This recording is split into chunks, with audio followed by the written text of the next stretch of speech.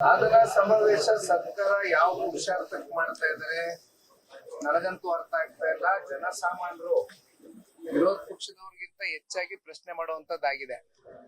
ಈಗ ಬೆಳಗ್ಗೆಯಿಂದ ನಾವು ಮಾಧ್ಯಮದಲ್ಲಿ ಸುದ್ದಿ ನೋಡ್ತಾ ಇದೀವಿ. ಸಾರಿಗೆ ಇಲಾಖೆ ಯಾವ ರೀತಿ ಇನ್ಎಫಿಷಿಯಂಟ್ ಆಗಿ ಕೆಲಸ ಮಾಡ್ತಾ ಇದೆ ಅನ್ನೋದು ನೋಡ್ತಾ ಇದೀವಿ.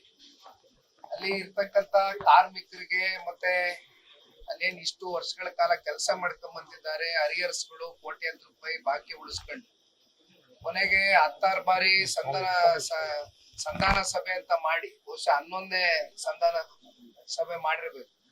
ಅಂತಿಮವಾಗಿ ಶಕ್ತಿ ಯೋಜನೆ ಮೂಲಕ ಫ್ರೀ ಬಸ್ಸು ಅಂತ ಹೇಳಿದವರು ಕಾಂಗ್ರೆಸ್ ಕೊನೆಗೆ ಸಾರಿಗೆ ಇಲಾಖೆ ಇವತ್ತು ಎಲ್ಲಿ ಬಂದು ನೆಲ ಕಚ್ಚಿ ನಿಂತಿದೆ ಅಂತ ಉತ್ತರ ಕೊಡಬೇಕಾಗ್ತದೆ. ಒಂದು BMTC ಇರ್ಲಿ, KSRTC ಇರ್ಲಿ, ಯಾವುದೇ ವಿಚಾರದಲ್ಲಿ ಖರೀದಿ ಮಾಡ್ಲಿಕ್ಕೆ ಆಗಿದ್ಯಾ? ಒಂದು ಟೈರ್ ಕೂಡ ಬದಲಾವಣೆ ಮಾಡಕ್ಕಾಗ್ತಲ್ಲ. ಒಂದು ಮೇಂಟೆನೆನ್ಸ್ ಬಿಡುಗಡೆ ಮಾಡ್ತಕ್ಕಂಥದಕ್ಕೆ ಇವತ್ತು ಸರ್ಕಾರದಲ್ಲಿ ದುಡ್ಡಿಲ್ಲ. ಆ ಪರಿಸ್ಥಿತಿಗೆ ಬಂದು ನಿಂತಿದ್ದಾರೆ. ಇನ್ನೊಂದು ಕಡೆ ಸಂಬಳ ಕೊಡ್ತಕ್ಕಂಥದಕ್ಕೆ ಅದನ್ನು ಕೂಡ ಯಾವುದೇ ರೀತಿಯಾದಂಥ ತೀರ್ಮಾನಗಳು ತಗೊಳ್ತಾ ಇಲ್ಲ. ಇವತ್ತು ಸನ್ಮಾನ್ಯ ಕುಮಾರಣ್ಣ ಅವರು ಬೆಂಗಳೂರು ಸಿಟಿಗೆ 4,500 EV ಬಸ್ಗಳೇನಾದ್ರು ಕೊಡದೆ ಹೋಗಿದ್ರೆ ಬಹುಶಃ ಪರಿಸ್ಥಿತಿ ಎಲ್ಲಿಗೆ ಬಂದು ನಿಂತಿರೋದು ಅನ್ನೋದನ್ನ ಬಹುಶಃ ಈ ರಾಜ್ಯ ಸರ್ಕಾರದವರು ಆಲೋಚನೆ ಮಾಡಬೇಕಾಗ್ತದೆ. ಒಮ್ಮೆ ಇಲ್ಲಿ ಸಾಧನಾ ಸಮಾವೇಶ ಮಾಡೋದು ಬಿಟ್ಟು ಬೆಂಗಳೂರು ಸಿಟಿನಲ್ಲಿ ಎಲ್ಲ ಕಡೆ ಕಸದ ರಾಶಿ ಹರಡಿದೆ, ಜನ ಒದ್ದಾಡ್ತಾ ಇದ್ದಾರೆ, ಇದರಿಂದ ರೋಗಗಳು ಹರಡ್ತಾ ಇದೆ. ಬೆಂಗಳೂರು ಸಿಟಿ ಅಂತಕ್ಕಂಥ ನಗರಕ್ಕೆ ಮಾತೆತ್ತಿದ್ರೆ ಸಿಲಿಕಾನ್ ವ್ಯಾಲಿ ಅಂತೀವಿ, ಸಿಲಿಕಾನ್ ವ್ಯಾಲಿ ಆಗಿ ಉಳಿದಿಲ್ಲ. ಇವತ್ತು ಗಾರ್ಬೇಜ್ ನಗರ ಆಗಿ ಪರಿವರ್ತನೆ ಆಗ್ಬಿಟ್ಟಿದೆ ಬೆಂಗಳೂರು ನಗರ.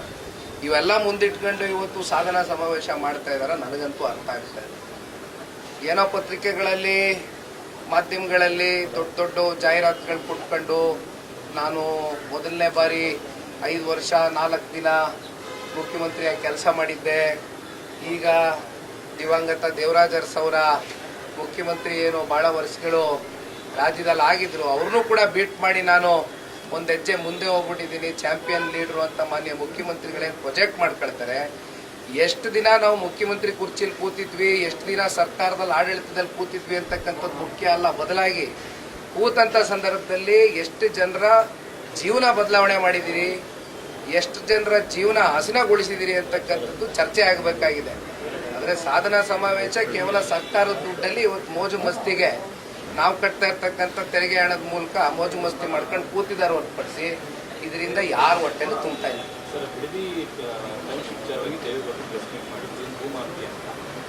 DK ಶಿವಕುಮಾರ್ ದೇವೇಗೌಡರು ಕುಟುಂಬದವರೇ ಭೂಮಾಫಿಯಾ ಮಾಡಿದ್ರು, ಅವರೇ ಅವರು ಚರ್ಚೆಗೆ ನಾನು ನಡಿಬೇಕಾದ್ರೆ ಒಂದು ಕೆಲಸ ಮಾಡಲಿ, ನಾವು ಎಲ್ಲೆಲ್ಲಿ ಜಮೀನು ಹೊಂದಿದ್ದೀವಿ ತೆಗಿಸ್ಲಿ, ಸರ್ಕಾರ ಅವ್ರದೇ ಅಲ್ವಾ. ಈಗ ಕುಮಾರಣ್ಣ ಅವರು 85ನೇ ಇಸ್ವಿನಲ್ಲಿ ಸಿನಿಮಾ ಹಂಚಿಕೆದಾರರಾಗಿ ಬಂದಂಥ ದುಡ್ಡಲ್ಲಿ ಖರೀದಿ ಮಾಡಿದಂಥ ಕೇತ್ಗನಹಳ್ಳಿ ಜಮೀನ್ಗೆನೆ ಬಂದು ಮುತ್ಗೋಲ್ ಹಾಕೊಂಡು SIT ರಚನೆ ಮಾಡಿ ಯಾವ ರೀತಿ ತನಿಖೆ ಮಾಡಿ ಎಲ್ಲರೂ ಮಾಡಿ ಆಗೋಗಿದೆ. SIT ಅಂತಕ್ಕಂಥದ್ದು ಇವತ್ತು ಒಂದು ರೀತಿ ಪಾಪ ಇಂಡಿಪೆಂಡೆಂಟ್ ಬಾಡಿಯಾಗಿ ಕೆಲಸ ಮಾಡಬೇಕು, ಬೇಕಾದವ್ರ ಮೇಲೆ ರಾಜಕೀಯ ದ್ವೇಷಕ್ಕೆ ಯಾವ ರೀತಿ ಮಾಡ್ಕೊಂಡು ಹೊರಡ್ಲಿ, ಅದೆಲ್ಲ ಇರಲಿ ಒಂದು ಭಾಗ. ಆದರೆ ಬಂದು ಕುಮಾರಣ್ಣ ಅವರು ಭಾಳ ಸ್ಪಷ್ಟವಾಗಿ ಪ್ರೆಸ್ ಮೀಟಲ್ಲಿ ಹೇಳಿದ್ದಾರೆ, ಅವರು ಮೊದಲನೇ ಬಾರಿ ಮುಖ್ಯಮಂತ್ರಿ ಆಗಿದ್ದಾಗ ಕುಮಾರಣ್ಣ ಅವರು 4 ಭಾಗದಲ್ಲಿ ಬೆಂಗಳೂರು ನಗರ ಭಾಳ ದೊಡ್ಡದಾಗಿ ಬೆಳೀತಾ ಇದೆ, ಉಪನಗರಗಳಾಗಿ ಪರಿವರ್ತನೆ ಆಗಬೇಕು. ಬೆಂಗಳೂರು ನಗರ ಬೆಳೀತಾ ಇರೋದ್ರಿಂದ ಜನರ ಪಾಪ್ಯುಲೇಷನ್ ಜಾಸ್ತಿ ಆಗ್ತಾ ಇದೆ. ಈ ನಿಟ್ಟಿನಲ್ಲಿ ಎಲ್ಲ ಕಡೆನೂ ಕೂಡ ಈ ಥರ ಒಂದು ಇವತ್ತೇನು ಪಾಪ GBIT ಅಂತಾರೆ, ಇಂಟಿಗ್ರೇಟೆಡ್ ಟೌನ್ಶಿಪ್ ಅಲ್ವೇ, ಗ್ರೇಟರ್ ಬ್ಯಾಂಗ್ಳೂರ್ ಹೆಸರು ಬದಲಾವಣೆ ಮಾಡ್ಕೊಂಡಿದ್ದಾರೆ ಅಷ್ಟೇ. ಕುಮಾರಣ್ಣನ ಆಲೋಚನೆ ಅವತ್ತೇ ಇತ್ತು. ಆದರೆ ರೈತರು ಬಂದು ಕುಮಾರಣ್ಣನ ಹತ್ರ ಕೃಷ್ಣ ಕಚೇರಿಗೆ ಇಲ್ಲ ಬೇಡ ಇದನ್ನ ಕೈ ಬಿಡಿ ಅಂತ ಇದ್ದಂಗೆ ಕುಮಾರಣ್ಣ ಅವರು ಅವ್ರಿಗೆ ಗೌರವ ಕೊಟ್ಟು ಆ ಸಂಧಾನ ಸಭೆಯನ್ನು ನಡೀತಾ ಅವತ್ತು ರೈತರ ಜೊತೆ ಗೌರವಿತ್ವಾಗಿ ನಡ್ಕೊಂಡು. ಆದರೆ ಇವತ್ತೇನು ಮಾಡ್ತಾ ಇದ್ದಾರೆ, ಅಲ್ಲಿರ್ತಕ್ಕಂಥ ಸಣ್ಣ ರೈತರ ಗತಿ ಏನು, ಅಲ್ಲಿ ಯಾಕೆ ಭೂ ಮಾಫಿಯಾ ಅಂತ ಕುಮಾರಣ್ಣ ಅವರು ಹೇಳ್ತಾ ಇದ್ದಾರೆ.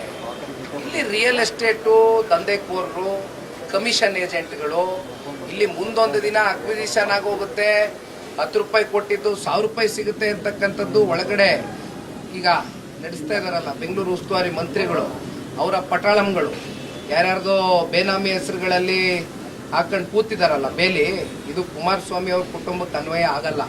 ಆ ಥರ ಯಾವುದಾದ್ರೂ ಒಂದಿದ್ರೆ ತೋರಿಸ್ಲಿ. ತಲೆ ಬಾಗ್ಬಿಡ್ತೀವಿ ನಾವು. ಅಲ್ಲಿರ್ತಕ್ಕಂಥ ಹೇಳೋಣ ದೊಡ್ಡಗುಬ್ಬಿ ಮತ್ತು ಚಿಕ್ಕಗುಬ್ಬಿ ಕಡೆ ಒಂದು ಸರಿಪಾದ ಇಂಡೋರ್ ಬರುತ್ತೆ, ಆ ಭಾಗದಲ್ಲಿ ಖರೀದಿ ಮಾಡಿದ್ದಾರೆ ಕುಮಾರಸ್ವಾಮಿ ಅವರ ಕುಟುಂಬ ಮಂತ್ರಿಗೆ ಆರೋಪ. ನೋಡಿಪ್ಪ, ಕುಮಾರಸ್ವಾಮಿ ಅವ್ರ ಕುಟುಂಬ ಇರೋದು ನಾನು ಒಬ್ಬನೇ, ನಿಖಿಲ್ ಕುಮಾರಸ್ವಾಮಿ. ಅವ್ರ ಸಹೋದರ ಬಾಲಕೃಷ್ಣ ಅವರು ಆಯ್ತು, ಬರ್ಲಿ, ಕೂತ್ಕೊಂಡು ಚರ್ಚೆ ಮಾಡ್ಲಿ.